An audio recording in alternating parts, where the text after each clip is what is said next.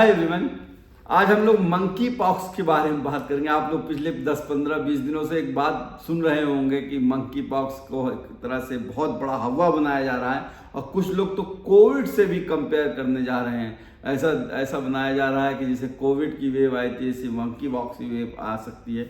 ऐसा कुछ नहीं है, कोई घबराने की बात नहीं है। आपको ये बता दूं, ये सेल्फ लिमिटिंग यानी कि अपने आप ठीक हो जाने वाली बीमारी है।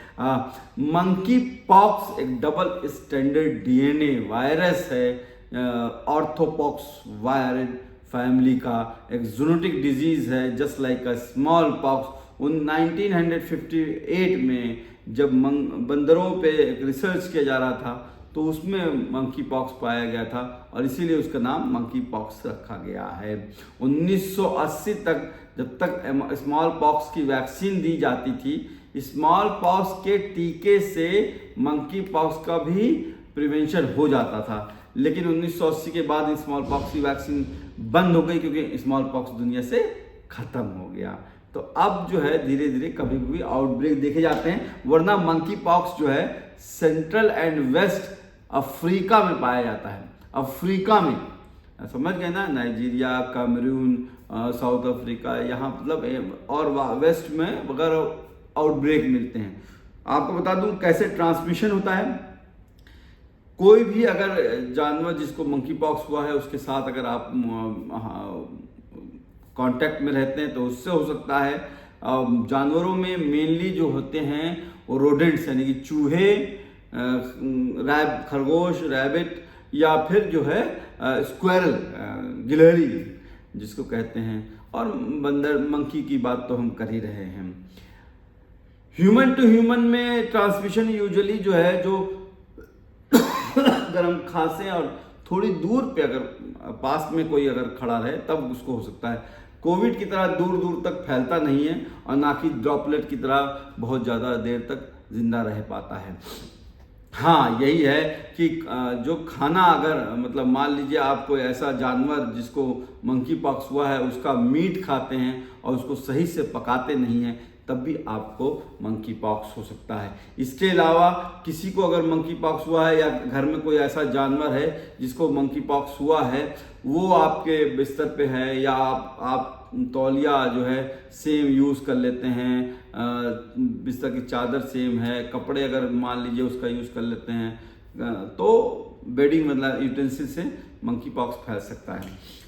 इंक्यूबेशन पीरियड जो होता है वो 5 से 21 दिन होता है और माँ से बच्चे में भी पाया जा सकता है मंकी पॉक्स।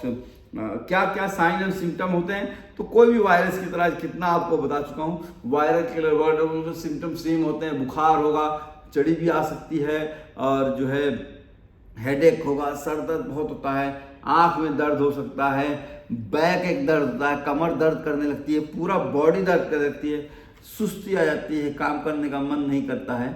लेकिन एक चीज़ डिफरेंस होती है मंकी पॉक्स और चिकन पॉक्स या स्मॉल पॉक्स या मीजल्स में, कि मंकी पॉक्स में लिम्फ नोड पाए जाते हैं, यानी कि गांठें, आपको गर्दन में गांठें, यहाँ पे गांठें, यहाँ पे गांठें जो हैं जांघों के बीच गांठें पाई जा सकती हैं।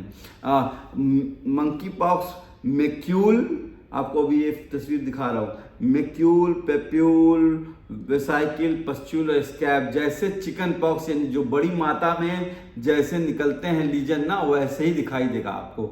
यानी कि जो घाव रहेगा उसमें वेसाइकिल की तरह ऐसे छोटी सी बनी रहेगी, उसमें फ्लूइड भरा रहेगा यानी पानी या पस भरा रहेगा, और खासकर हाथ, पैर, चेहरे पे ज़्यादा होता है, ट्रंक पे यानी कि बदन पे कम होता है। हालांकि बाद में जब बहुत सीवियरिटी हो जाती है तो कम बदन पे ही फैल सकता है, और कुछ लीजन से लेकर हजारों लीजन्स पाए जा सकते हैं, पूरा चेहरा तक तो खराब कर सकता है।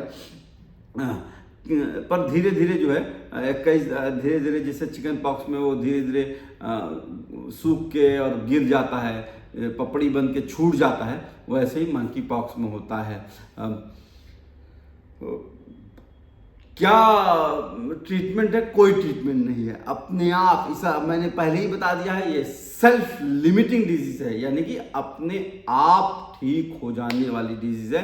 कॉन्ट्राइन करना पड़ेगा, जैसे आप कोविड में आपने बहुत कॉन्ट्राइन सुना है, वैसे ही इनको 21 दिनों के लिए 21 डेज के लिए उस बंदे को जिसको मंकी पॉक्स हुआ है या उस जानवर को मंकी पॉक्स हुआ है अकेले जो है 21 दिनों के लिए रखना पड़ेगा।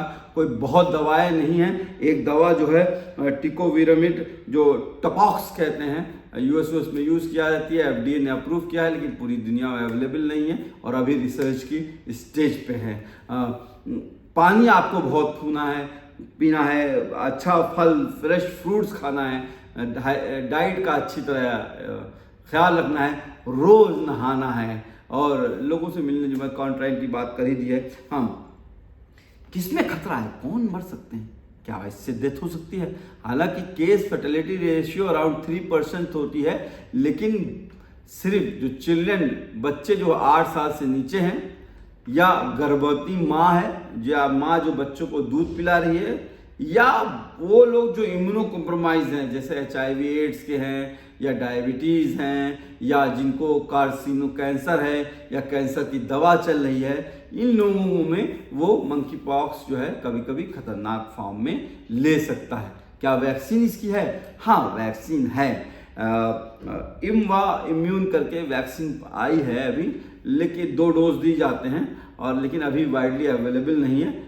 स्मॉल पॉक्स की वैक्सीन जो मैंने बताया जो पहले दी जाती थी 1980 से पहले, अगर वो दे दी जाती है तो 85% प्रोटेक्शन करती है, लेकिन अभी जो है उतनी ज़रूरत नहीं है।